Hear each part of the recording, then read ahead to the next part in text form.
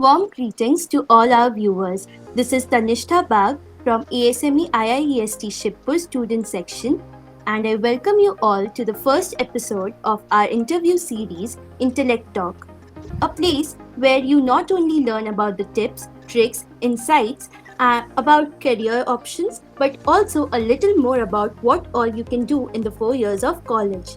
So, here we have today with us none other than the founder of ASME IIEST Shipur student section, Mr. Rohit Majumdar. He is a 2020 pass out from the Department of Mechanical Engineering and currently working as consultant in PwC.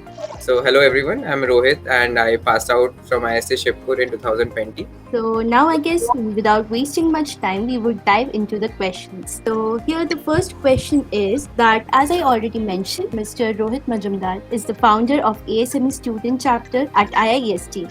Now that you are being interviewed, how does it feel? So yeah, it does feel great that something which we started as an endeavor to expose the students to the outer world, that is the part which is not in the curriculum. It has now become so big that today I am being interviewed by that chapter. My juniors have done such a great work in bringing this up and in making this chapter a huge success over the last few years. This is something really cool and really great, and so it does feel really awesome to be here today giving an interview to my juniors who have now taken up the onus for this ASME student chapter. Going further, like just as you said that you had the aim that students need to be exposed to the outer world, like what more ideas did you had when you thought of adding IIEST to this big ASME family? And how difficult was this journey for you? Like being the core member of ASME, it must have been an integral part of your life too about how you made this chapter stand in our college. Also, like how this whole chapter has helped you shape as a person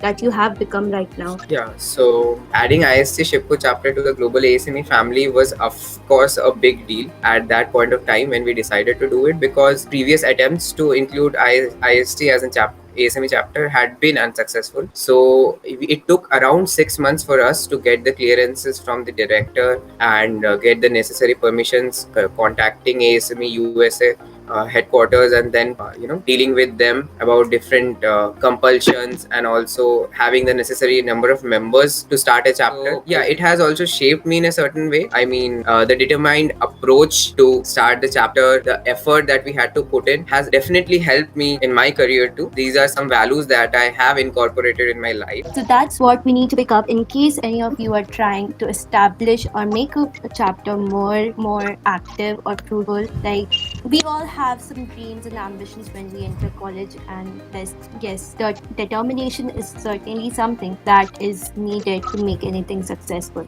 Moving ahead to the next question, you have been part of many projects and events throughout your college life, and you were one of the Indian youth delegates to China in 2019, selected by the Ministry of Youth Affairs and Sports of Government of India. Can you please talk more about that to our viewers and share your experience about it? Yeah, so this is a program that is run by the Ministry of Youth Affairs and Sports, Government of India, and this program is done every year. So here colleges like IITs, IIMs, IIST, or these colleges nominate some amount of students every year, and from that certain amount of students are selected to be the face of India, be the face of youth in India for different countries. So in 2019 I got selected for this Indian youth delegation to China. The selection process was generally based on academics and extracurriculars, the wholesome picture that you put up, and apart from that there was a questionnaire, a 10-page form, something like that, where you had to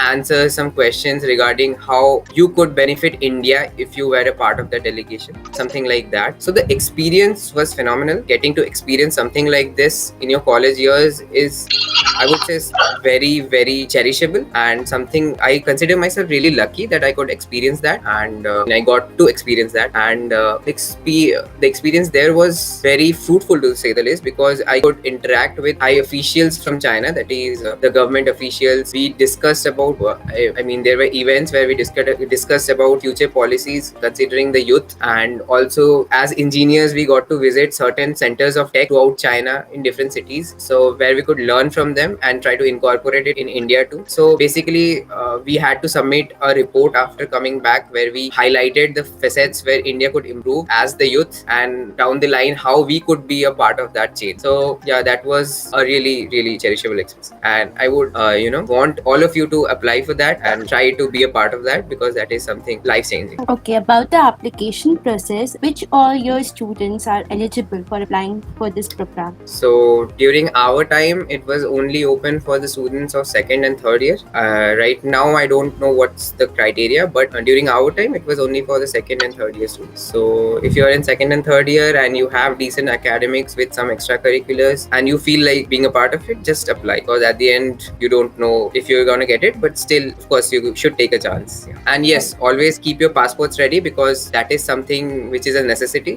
That is something which is considered during the selection process. So having a passport ready is very important. Okay, so another question that is concern of all the foodies out there like me, is Indian Chinese better, or was the Chinese food there better? So I would say Indian Chinese is 1,000 times better, because the Chinese generally don't put a lot of spices, or they don't usually eat salt in their food. So that is what I find really, really better than the original Chinese food. So that's the tip for all our viewers. Do carry salt. Okay, so the next question is, sports and other extracurricular activities have been a very important part of your life, and in general too, it's important to balance sports and academics. And you have aced the extracurriculars and sports along with your academics. So this is quite a misconception among students that if you want to do well in studies, you have to just focus on studies, study like 10 hours a day. And so what's your take about this whole thing? So I would say college is an experience, and that has to be experienced to its fullest. So being a part of everything is something that enhances your experience. So initially too, I was very stereotypical in this facet, that if I was a part of other things, that would hamper my studies, just like you said right now. Yeah, I was a part of everything kind of after third year. So I tried to balance everything with my studies, and this is something I think you should try to do from the first year as well. I would say try to start balancing it from the first year. Don't try to be a part of everything. Decide on some few things and try to do it dedicatedly, and it really doesn't hamper your academics if you can balance it out. Going forward to the next question, what major changes did you notice in your personality after you completed the 4 years of college? Like when you entered the college versus when you left the college? Yeah, so there were a lot of personality changes. When I entered college in 2016, I was this, I would say, not say immature, but yeah, I had some way to go in terms of maturity, right? Of course, everybody is, because you just come in from school, you don't know a lot of things about the outer world. You are exposed to a lot of things, and yeah, you start to develop a lot of perspectives. And yes, after 4 years, I would say I have changed a lot as a person. I used to get very nervous when I had to speak in front of people, but my college days have made me a lot more confident than before. Today I can go to anybody and talk to them about anything at this point, but that would not make me nervous actually. So that is something that has changed a lot. Apart from that, I have learned to deal with situations and crises better, because I had some major crisis during my college years when I was. So yeah, I would say college has completely changed me as well. Moving ahead to the next question. Now we will like to move a little towards after college, like towards your career aspects. So we all know that you are from mechanical department or core department. Then what drifted you to go for a non-core job? You are currently working in one of the top consultancy firms. What made you decide that? So from the first year itself, I really enjoyed mechanical engineering. So I had aimed to really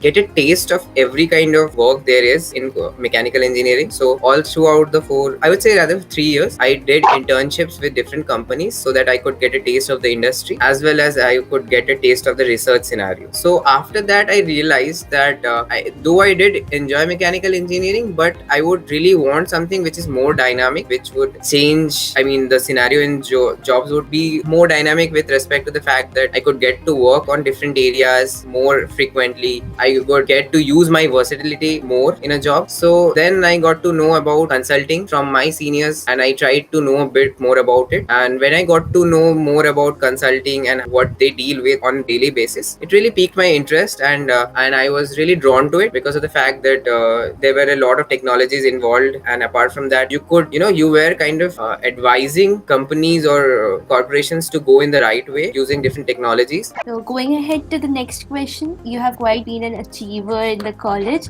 So you must be having quite many unforgettable memories. Here there is no compulsion about the technical ones or the study related ones. You can also share any fun memory if you have from college. Okay, so my college life was full of fun memories and everything. So we had a group of friends who were always up to some mischief or something. So, sleeping in the class and, sleeping through a lot of classes actually was a part of those fun memories, because when I used to get up after the class, I used to see a long line in my copy that I had tried to write during the class, but eventually ended up drawing a long line in the copy because, of course, I was sleeping. So next we have questions from the audience.